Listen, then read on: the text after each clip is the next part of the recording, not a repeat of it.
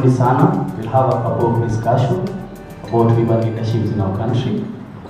I would like to welcome Joy Chege from Women and Girls in Kenya.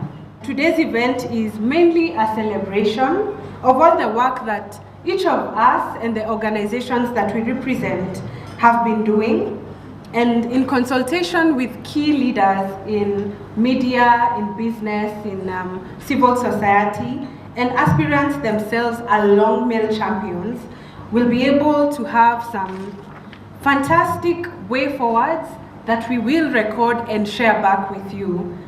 So just briefly, what Women and Girls Lead is about. We're a media initiative that seeks to educate and connect citizens in support of issues facing women. And we're combining independent documentary film, like some which you've already watched briefly, but our hope is to amplify the voices of women and girls acting as leaders and enhance understanding on gender equality. And we've been doing this all over Kenya, in villages, in slums, in classrooms, to share these stories and imagine solutions for how to get more girls and women to lead.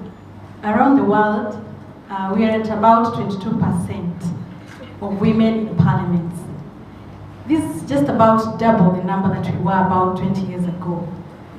In the region, we are at about 23%. But Kenya is lagging behind all her neighbors.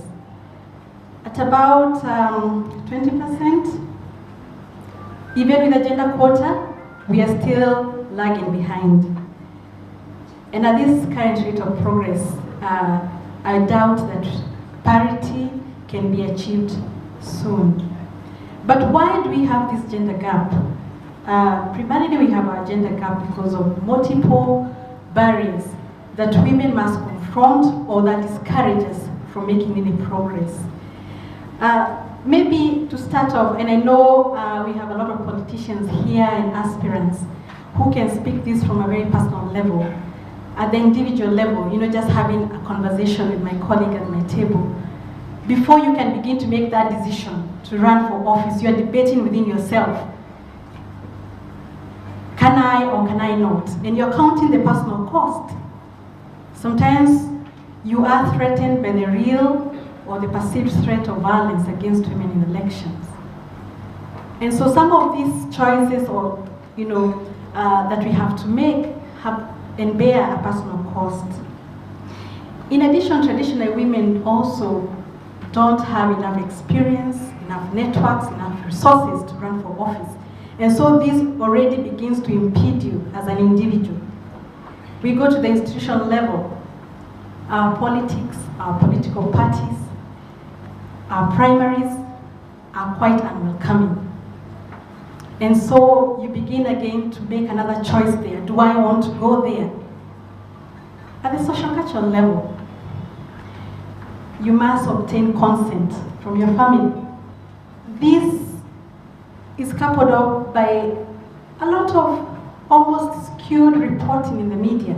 More often than not, when we look at media reporting, we are seeing media focusing more on what the woman is wearing or is not wearing, the way she speaks, her marital status. These become important variables for her to get covered. And all these sum up together to continue to impede women from participating. And so recognizing these challenges, USAID has continued to be on the forefront to support and to continue engaging in supporting women in political participation. USAID as an agency is committed to gender equality and female empowerment, and one of our key goals is actually to build the capacities of women and girls to be able to change and to influence decisions within their homes, within their communities.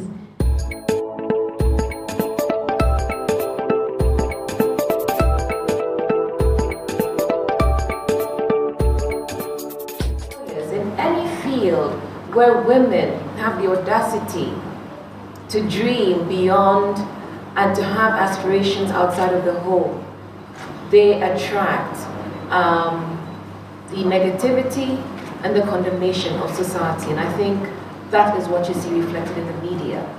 Now, this is an interesting panel discussion to have, but a lot of this has been documented.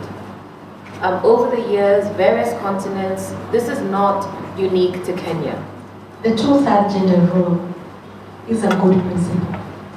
It is a tool that has allowed us to increase the number of women, particularly within our assemblies.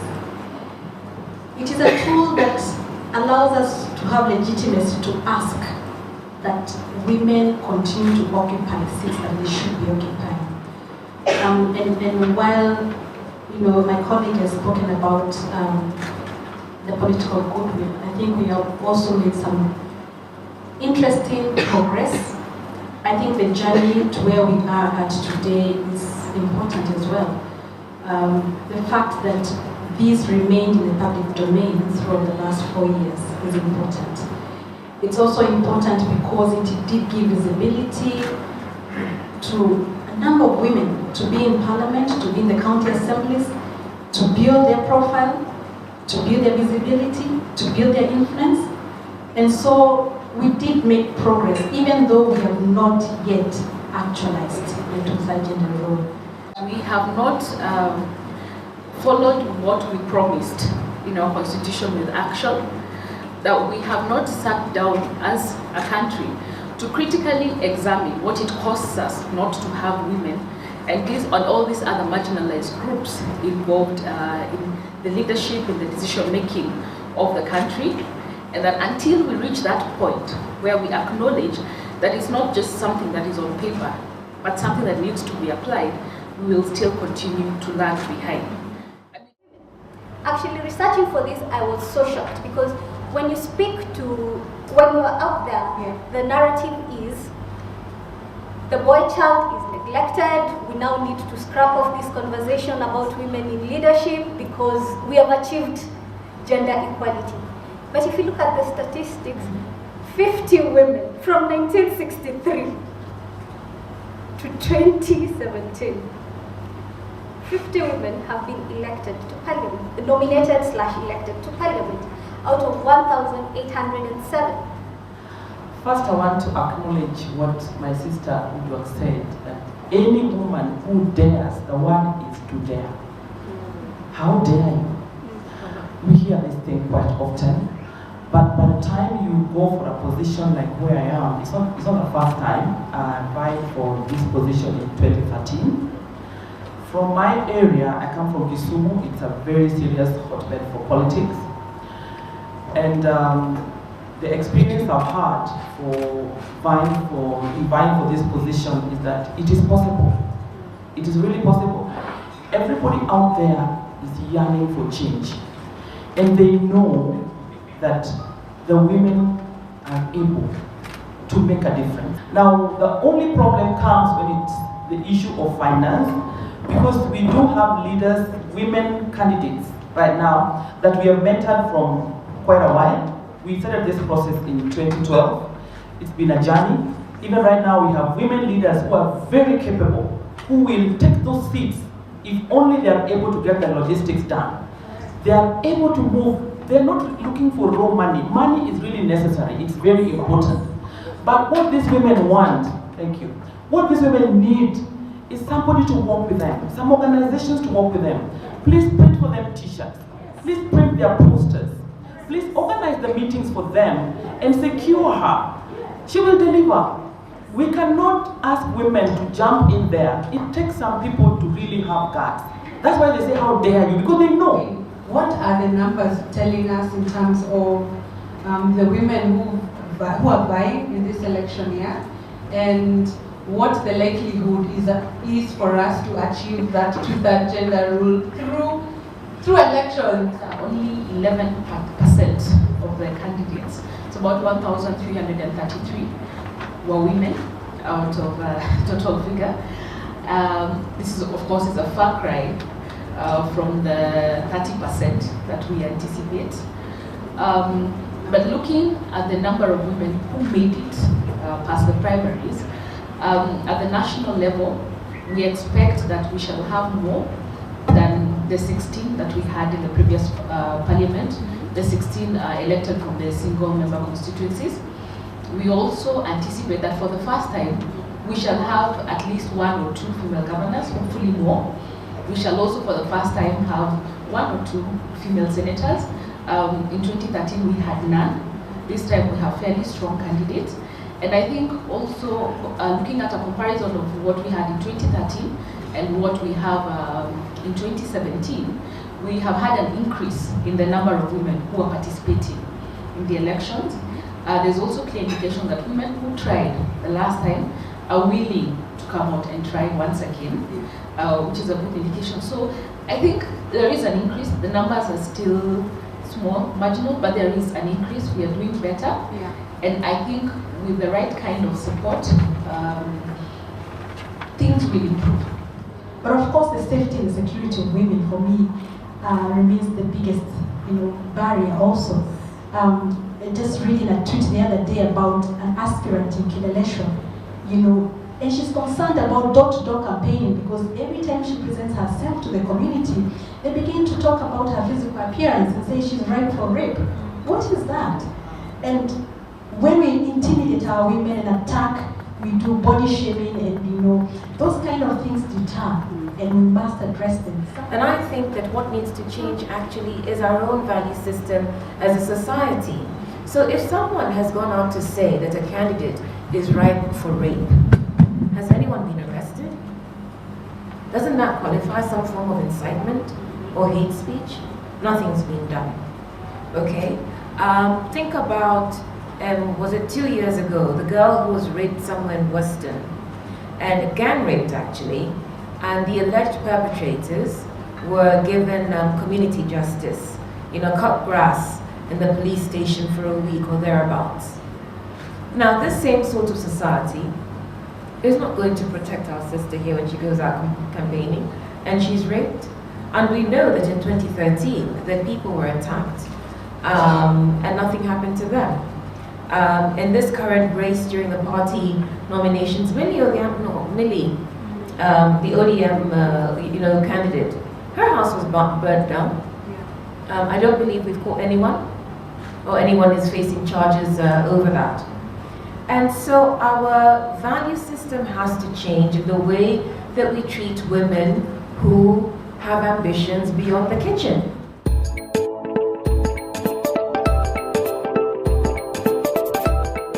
And I believe also as a country, even as we have this discussion around supporting women in leadership, we need to start early.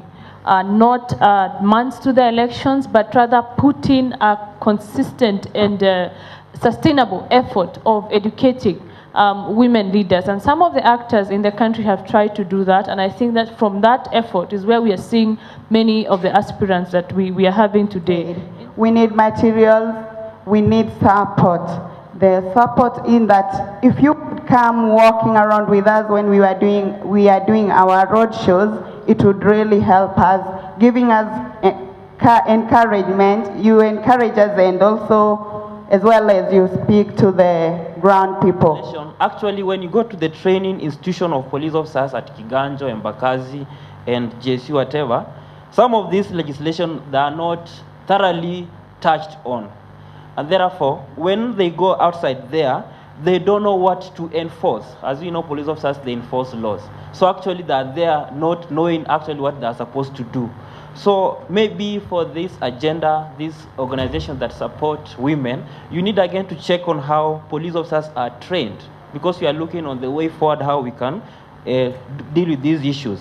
And then attitude of police officers. Actually, police officers have that perspective of being men, male-dominated kind of minds. So it is very important during their trainings, talk to the recruits and senior cadre in rank so that they know and they change their mind, their attitude towards women, which will be very, very much important. So I want to concur with what the panel has said about the gap that we needed to bring closer. Because in our county, we were around 15 women aspiring MCAs in my party, but it's only one woman who made it through. So there is a lot that we need to do, but I'm happy that we are in the right track, and I really want you to support women. Thank you. The issues of saying that women in politics don't know what they want. We know what we want. And that's why I bet the 6 men in Joro constituency. I know where I want to take my constituency. I know how people are suffering, and they cannot be cowed anymore by anyone. The last good message we got from your organization, they said the population of women aspirants in Kenya 2017, it is so big that they are going to support us once we are through with our nominations. We have now beaten those men. I don't know what we are waiting for, please. Please, I don't know what we are waiting for. Therefore, my colleagues, our NGOs, the sponsors, are you doing something from today that I'm going to win my Joro constituency? Are you printing for me some t-shirts? What am I expecting from you? Thank you very much. NTI is not bad, but the promises you make to us as women are the ones which are making us have low attitude towards any other NGO. Because we don't, now I even don't want to be called to a seminar, and then I go to a big hotel, like the one you called us the last 2 weeks ago in El Mendeita Lodge. You pay that room, my room, I sleep a room alone, of almost like 25,000 a night. Then at the end of the day, after 4 days, you give me 2,000 shillings as a fare to go home as an aspirant, as a candidate, and then you tell me as a woman that you have trained me enough to go and bring this seat as a woman. This is, to my opinion, is not logical, because for 4 nights times 25,000 is 50,000. And 50,000, you can give those women 500 shillings and they will appreciate.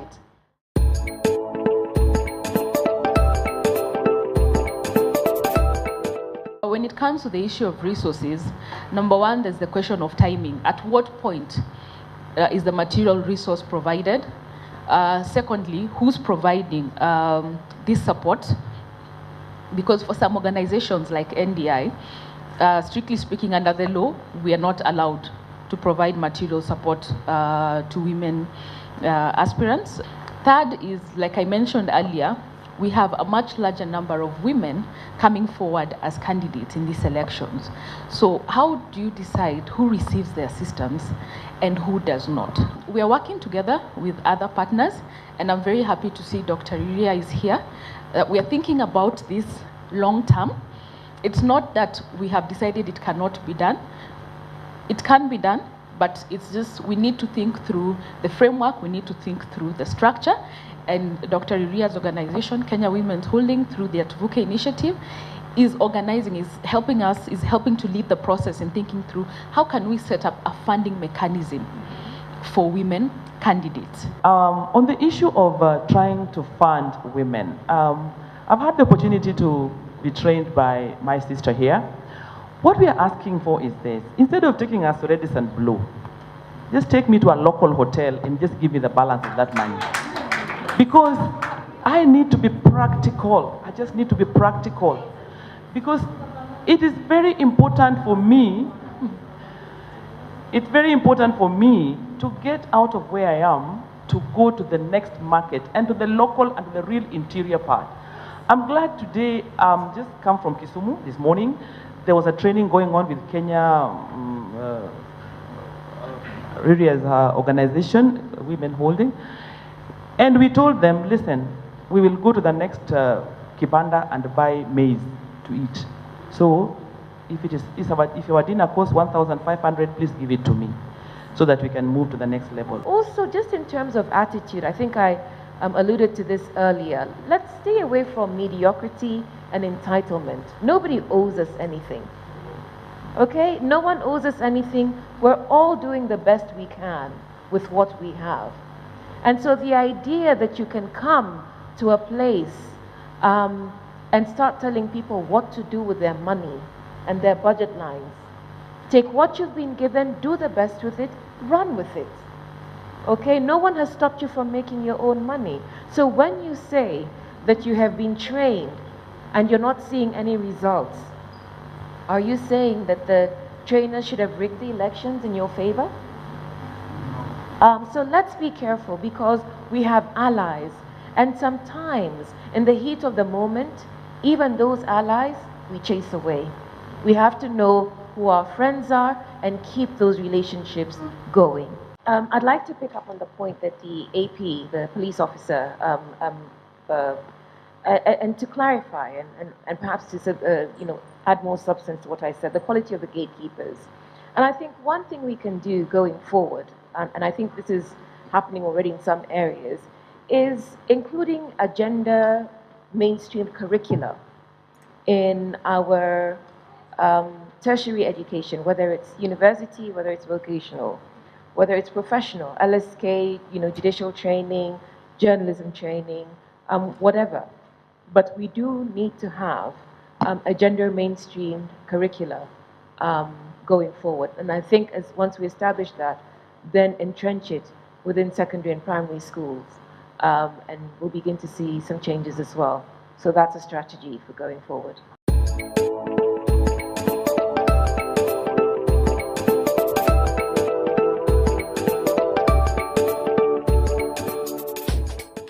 Financial inclusion for women goes beyond getting the money, but also goes beyond how you use your money to get what you want to get. Women have moved from give me to I want to provide. When Honorable CEO came to see me and asked me, how are we going to make sure that women are getting enough finances? We sat for 2-3 hours and we didn't come up with a solution. Eventually I said to her, we're going to involve them to create it. So going forward, my sisters, we'll have to sit together and find out how are we going to create a financial space where women can act for themselves and benefit from what they're acting.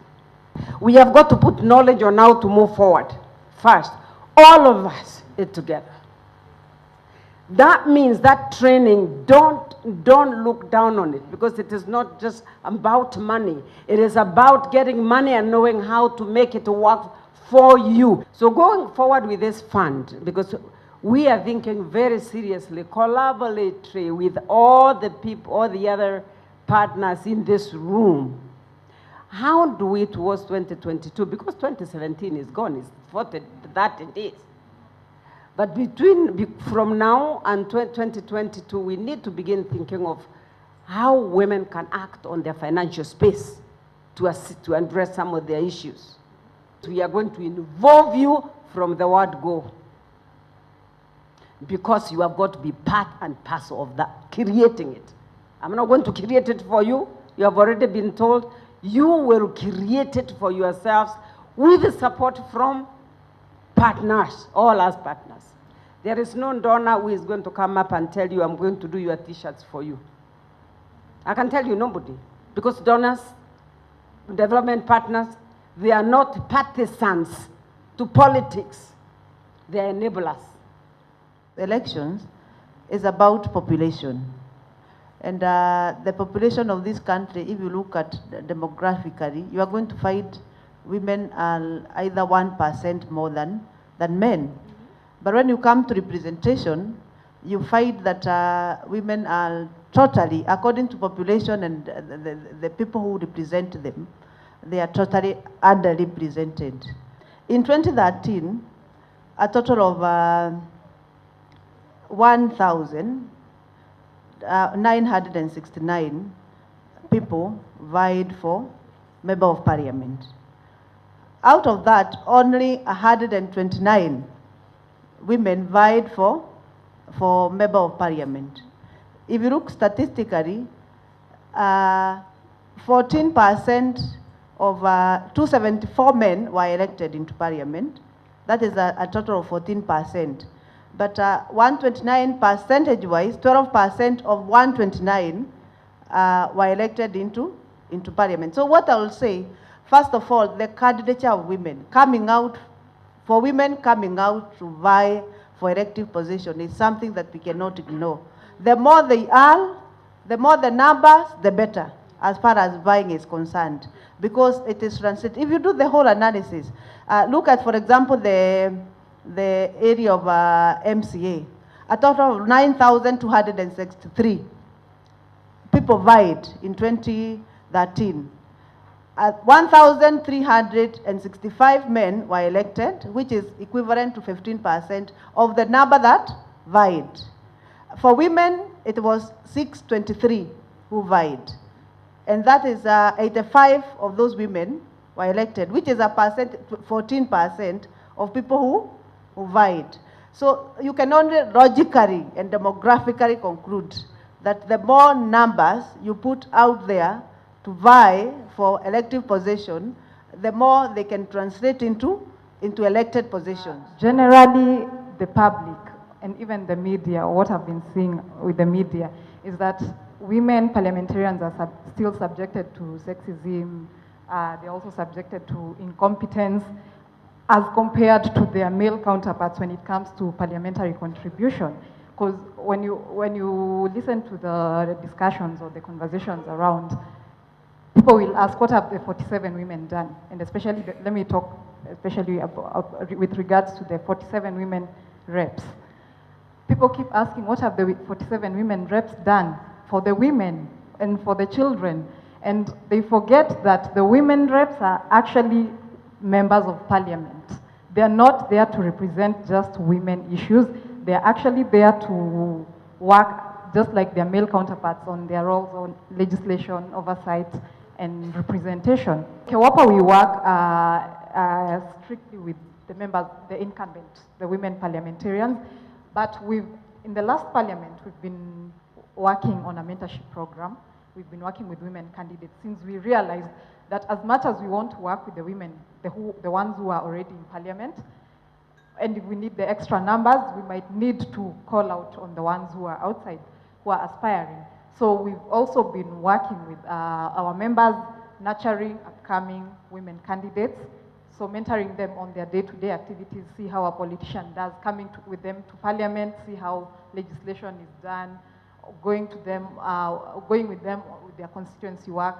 So we've been running that program, and also we've been working with other organizations on that. That all these things that we are talking about, leadership, is not just about political leadership.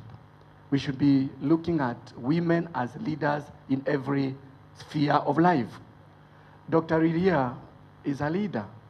She has not been to parliament as an MP, but nobody can say that she is not a leader in this country. So what we should be looking at is, what is it that is stopping women from becoming leaders? And then we started from that level. The issue is the social construction of both men and women. How are we bringing up our girls? How are we bringing up our boys? Right from the kitchen, even before we go to deliver that baby. People already are interested in knowing, even before they deliver, what type of a child I am carrying. Does it matter? Really? A child is a child. It's because our society expects maybe a certain child to be more preferred than another one. We know how the men have been socialized. They tend to think just because you are a man, you are a natural leader. And for those of us who have gone through the courses of leadership, nowhere do the issues of anatomy come in. And therefore these men, they grow believing that they are better than the women. On the other side, the women grow up believing they are inferior. And we have to start removing that. We need to have some gender courses in the tertiary institutions. In fact, we need to go lower, from the primary school, so that people can start understanding that what is disadvantaging the women are the socio-cultural, economic, and religious attributes, which we have constructed ourselves. And believe you me, it is easier to deconstruct than to construct something. If you want to bring down these things, it is possible. In 2013, for the first time in the history of Kenya, every voter voted for a woman who is a woman member of parliament or the county women representative. So what that did, and I always congratulate the women reps for helping really dismantle patriarchy.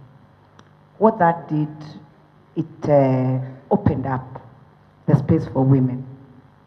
So we may not see indicators that are contained in the Constitution on what the women have done. But me, going on the ground, I have been received very well.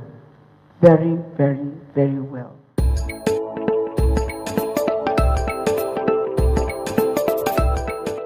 One of the reasons, or two of the reasons why we introduced affirmative action is to show the society that women can lead, and two, also to change or introduce a feminine aspect to legislation. The narrative on the street is, what have the women done? Those people who are there. And we've seen the contributions are beautiful. In as much as we haven't achieved the 2/3 gender rule yet, the Access to Information Act would have not been there. The amendment to the Employment Act, which I'm studying this year, will not have been there. And I appreciate that. So how exactly do we package this to the common mwananchi? How do we tell them? How do we substantiate the fact that our 47 women representatives have led to this? We need infographics. We need this information. We need it diluted into a way, or this data presented in a way that the Mama Mboga will understand and will see, were it not for these women, we wouldn't have this.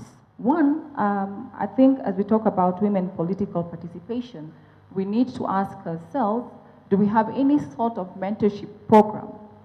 One, for the seasoned aspirants, but also for young women leaders who are aspiring to join politics. What kind of hand-holding mechanism do we have to give them that support? Because as we heard from the earlier panelists, politics is not for the faint-hearted. And as a woman, you need to develop like 10 layers of thick skin to be able to survive these murky fields. And as rightly put it, Dr. Riria, that we need to start early. We need to start, the dice now has already been cast, so we need to start having this dialogue in preparation for 2022 in September or on August 9th. We need to have that discussion now, today. I represent a donor institution. There is no donor that will give money, financial money, to any political aspirant. One, because we work within frameworks that are guided by our headquarters, and two, there's the whole accountability mechanism that has to come into place. How do I account for the money that I've given you as an aspirant to go and dish out as you campaign? That becomes a challenge. So as we work around looking for financial support, we have to look at other areas that can complement that support.